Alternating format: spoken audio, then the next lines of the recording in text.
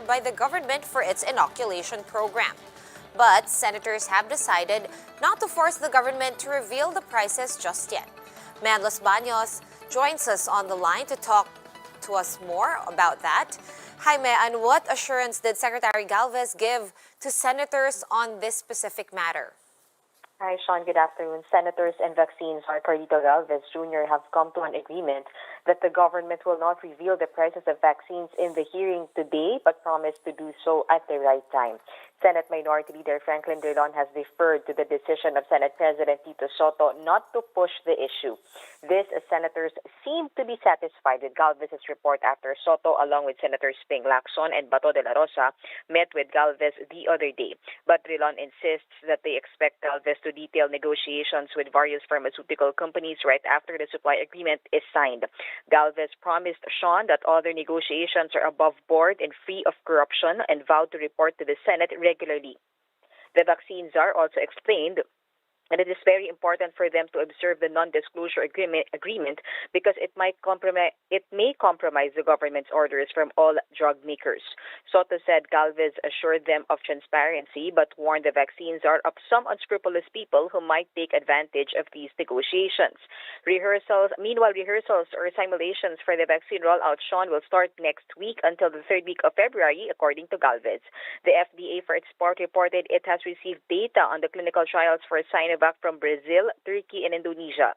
FDA Director General Eric Dominguez said it might take them 2 to 3 weeks before releasing an emergency use authorization, or EUA, to Sinovac, since it still has not procured an EUA from stringent regulatory agencies like the US and UK FDA. With that, Senator Win Gatchalian asked if it is possible to delay Sinovac's delivery. The vaccine is scheduled to be delivered on February 20. Galvez said they will not allow Sinovac to be delivered unless there is an EUA for it. No vaccines will also be administered without prior approval from the FDA. Sean? Thanks, May. And now correct me if I'm wrong, but only a few senators were privy on the details of this procurement. Which senators are these? Do we know? And why only them? Is it an executive session?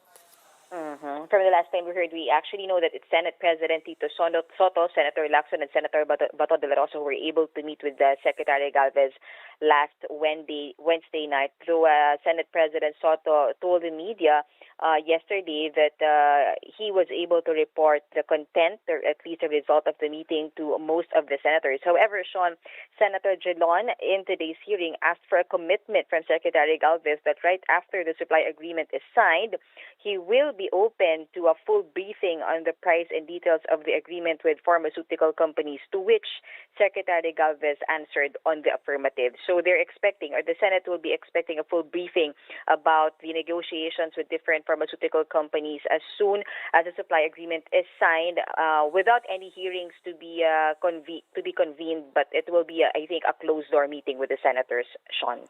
All right. Now, I know the hearing is still ongoing, but before we let you get back there, any pertinent updates on the inoculation program that you garnered from the hearing so far? So far, Sean, Secretary Galvez said their target date for the start of the vaccine rollout is still on February 20, but he said they're open to adjusting it to the fourth week of February, or at least first part of March this year. This if the FDA won't be able to release an EUA for Sinovac. But Sean, what's important, Secretary Galvez said, is that they plan to finish the inoculation of at least 70% of our population by the first quarter of 2022. That is, Sean, to attain the herd immunity. Sean? All right, thanks for that, Mean. That was News 5's Mean Los Baños joining us live from over the phone. The Interior Department directed all LGUs to prepare a vaccination plan. Under DILG Memo number 2021-007, LGUs must refer to DOH guidelines and coordinate with their respective health offices. They're also asked to identify possible vaccine centers, available cold chain storage, and other logistical requirements. The priority eligible groups for the vaccine rollout are frontline health workers, senior citizens, the indigent population, and uniformed personnel. Next in line are teachers and social workers, other government employees, other essential workers, OFWs, and the rest of the workforce. The health department confirms that the first UK variant case in the country has now tested negative for COVID-19. Health Undersecretary Rosario Vergeire says there will be further assessments before the patient is declared fully recovered. The 29-year-old Quezon City resident was initially diagnosed with pneumonia. Vergeire says the patient will be monitored by the local government once released. In a statement, Quezon City Mayor Joy Belmonte reminded the public that discrimination against COVID patients is punishable under city ordinance. We'll have more stories after this quick break. Stay with us.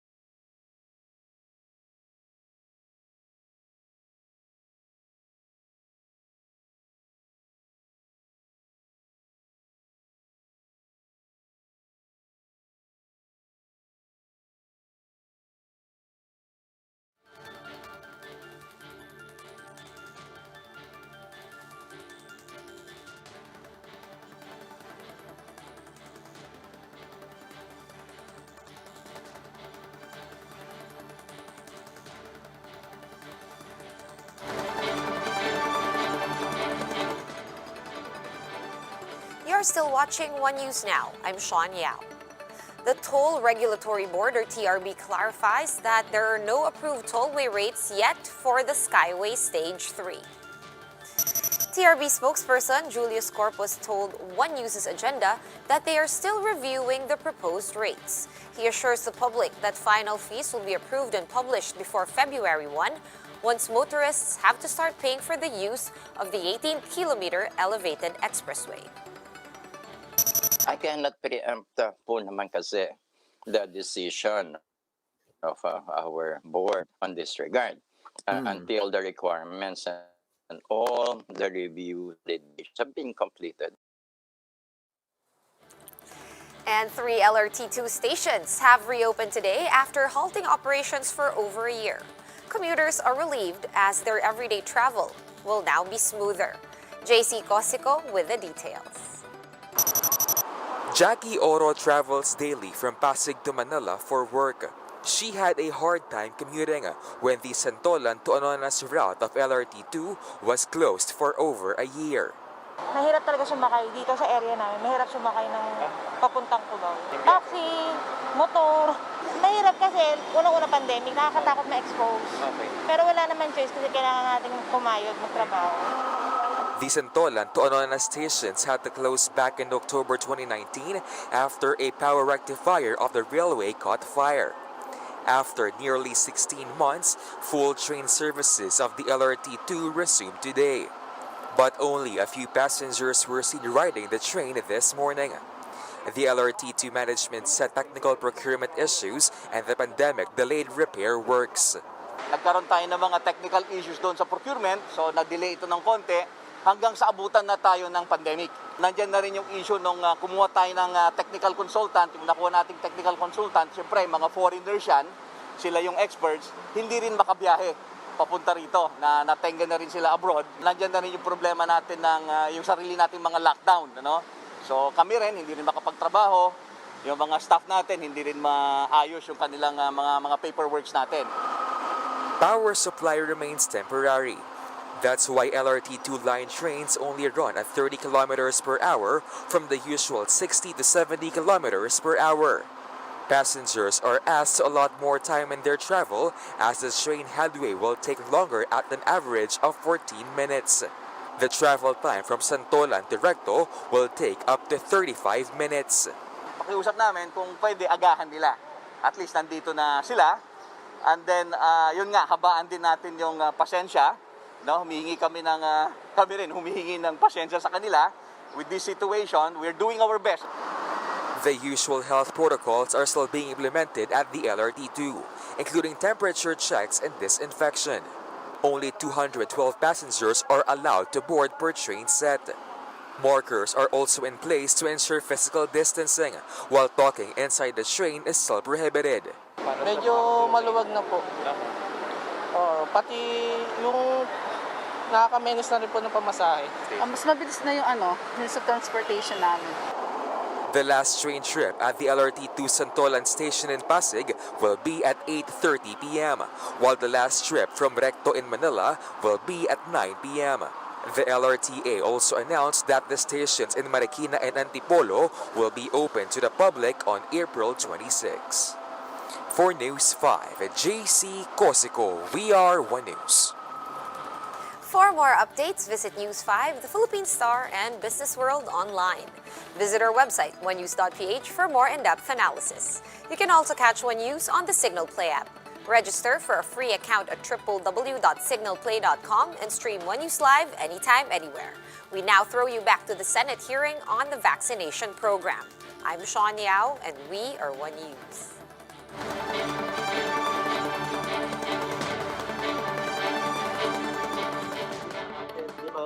Proseso sa ating pong vaccination plan, yung pong registration, bibigyan ng QR codes yung mga tao